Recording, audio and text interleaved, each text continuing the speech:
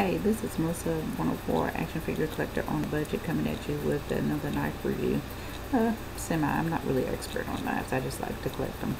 But this is a Smith & Wesson I just picked up maybe about a week ago, and I really like this one. This one, I'll just go ahead and show it to you. It's got the little flipper up there. I like the flipper. It also has the ambidextrous thumb studs on it, and you can see it's kind of hollowed out.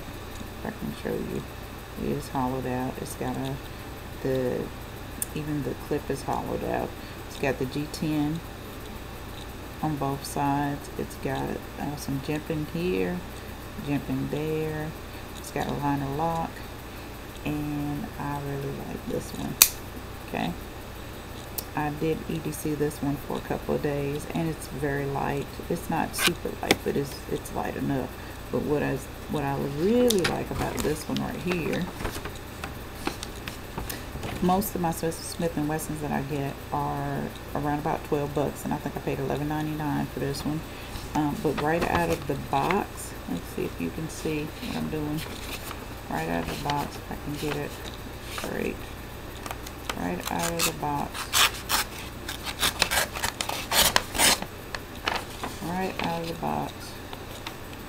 Are you seeing this? Yeah. Oh yeah. Okay.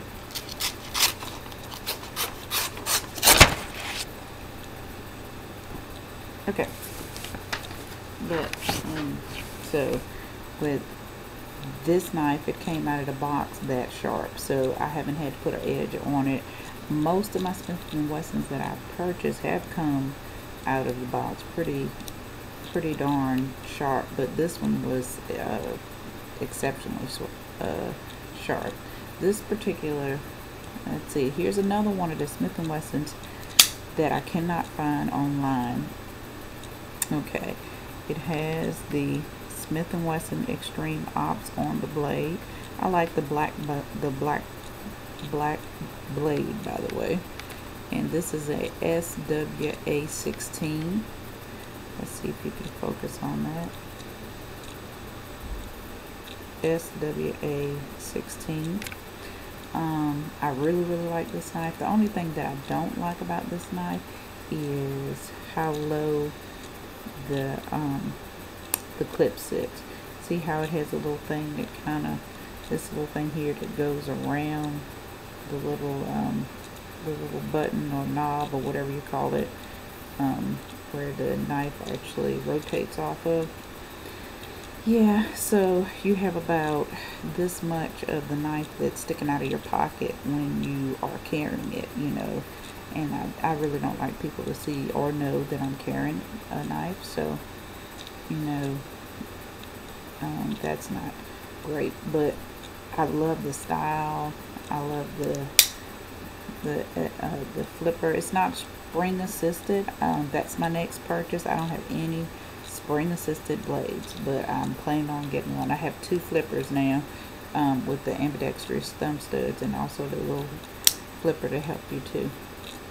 This one has a serrated drop point with drop point blade there. Boy, I really like this one here. But like I said, I do not have to sharpen this one at all. This is nice. This is one of the last ones I purchased this week. I also purchased this one just because I thought it was pretty. Here it is. This is also a Smith & Wesson. Okay, I like the way they kind of hollowed out the handle to kind of lighten the load there. And same thing with the clip.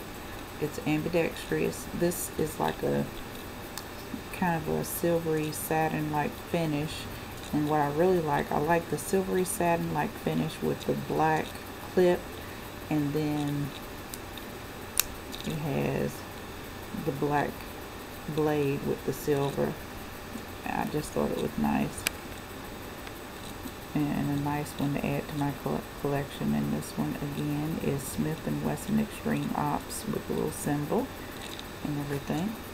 On this one, the handle's kind of slick. It's got some jimping up here, but it's not really aggressive, but I think it'll work and then it's got some jimping on the back side. It's got the lanyard lock in there. That's where it locks up. I don't see me carrying this as an EDC. This is just, even though I just did it like for a day. I just thought it was pretty, so I bought it. Wouldn't but like 11 bucks.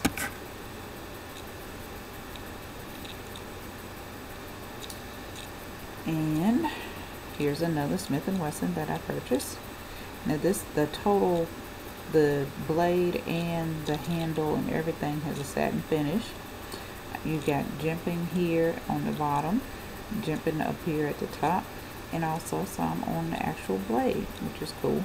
And then we've got the ambidextrous thumb studs, and this one right here, the action is real smooth. I can pop this one out faster than I can pop the one out with the flippers.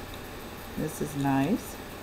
You might not be able to see this because of the finish on it. Yeah, there it is. Smith & Wesson Extreme Ops on there. Now this one is the SWA4, and I did put a edge on this one because it wasn't as sharp as some of them that come out of the box, and I really like this one. And I have EDC'd this one. This one actually has a does not have a lanyard lock. It has a frame lock. That's the actual frame of the knife. I think I like that very much. And then this one here, the clip, nice and close to the beginning of the handle or the butt of the handle of the knife. I like that. So it sits real low. I did forget to tell you the number on this one. This one is SWA 13. And since it's black, you might be able to see it if I can get the glare off. SWA 13. One more. I know my collection is wrong. Now this one I would consider, this is also Smith & Wesson. I would consider this more of a utilitarian knife because this is heavy. It has a frame lock. Doesn't have any jimping.